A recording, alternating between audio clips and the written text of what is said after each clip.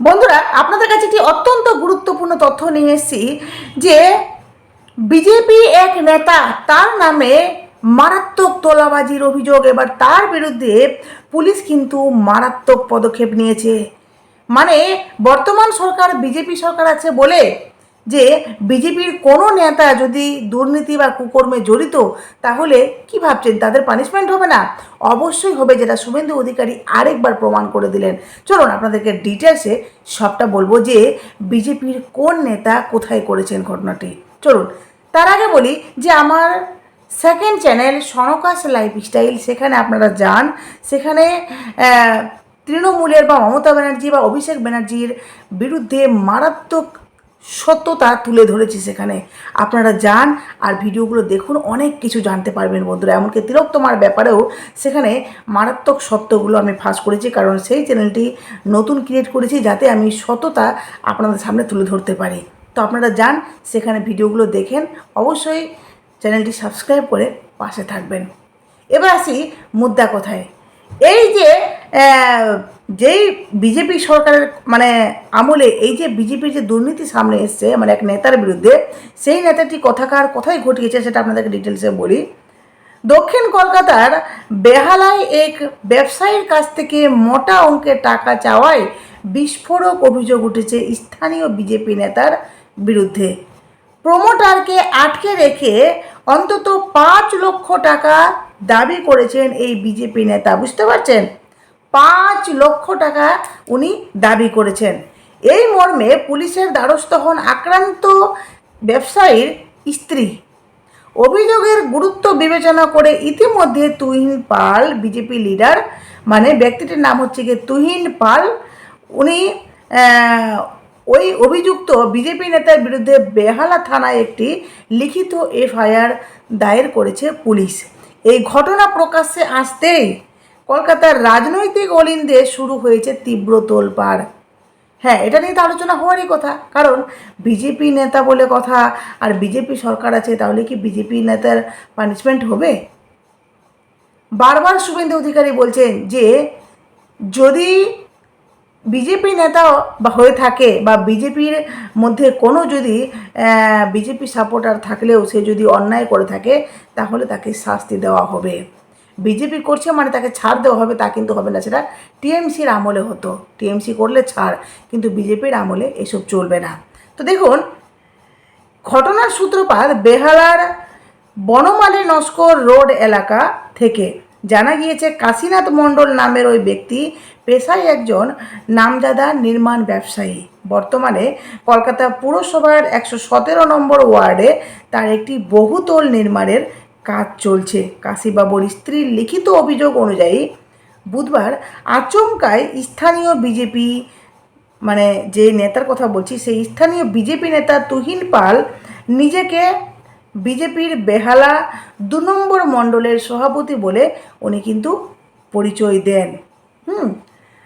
এই বিজেপি নেতা সেখানে গিয়ে সেই পরিচয়টাই দেন। এরপরে অভিযোগ ওঠে তুহিন এবং তার সঙ্গে থাকা কয়েকজন সঙ্গী মিলে কাশীনাথকে আটক রাখেন এবং এককালীন 5 লক্ষ টাকা তোলা দাবি করেন ওনারা। বুঝতে পারছেন, 5 লক্ষ টাকা ওনারা তোলা দাবি করেন। অভিযোগের আরও জানানো হয়েছে, অভিযোগ যে করেছেন ওনার স্ত্রী, আরও জানানো হয়েছে টাকা না দিলে নির্মাণ কাজ একেবারে বন্ধ করে দেওয়া হবে বলে সরাসরি হুমকি দেওয়া হয়। প্রাণ ভয়ে ও কাজের নিরাপত্তার স্বার্থে বুধবার রাতে বেহালা থানার দ্বারস্থ হন কাশীনাথ মণ্ডলের স্ত্রী। এটা না সচরাচর হয়ে থাকে, আপনারা দেখেছেন হয়তো, যে যেই সরকার থাকবে সেই সরকারের বিজেপি সরকার থাকলে বিজেপি সরকার বা টিএমসি থাকলে টিএমসি, বিশেষ করে টিএমসির আমলে আমরা দেখেছি যে টিএমসি সরকার আছে যত সব টিএমসির চামচা আছে তাদের দাদাগিরি দেখবেন শুরু হয়ে যাবে। কিন্তু বিজেপি সরকারের আছে বলে বিজেপি সরকারের আমলে কোনো দাদাগিরি চলবে না, যেটা পরিষ্কার করে দিয়েছেন আগের মুখ্যমন্ত্রী। যার জন্য এই তুহিন পালের নামে মারাত্মক পদক্ষেপ শুরু হয়েছে। তো যেখানে উনি নিরাপত্তার স্বার্থে বুধবার রাতে বেহালা থানার দ্বারস্থ হন কাশীনাথ মণ্ডলের স্ত্রী। তবে স্থানীয় বাসিন্দাদের দাবি এটি কেবল একটি বিচ্ছিন্ন ঘটনা নয়, বিগত 4 মের পর থেকে বেহালার 116, 117, 118 এবং 120 নম্বর ওয়ার্ডে তুহিন পাল এবং তার বেশ কয়েকজন সঙ্গী প্রকাশ্যে তোলাবাজির রাজত্ব চালাচ্ছেন।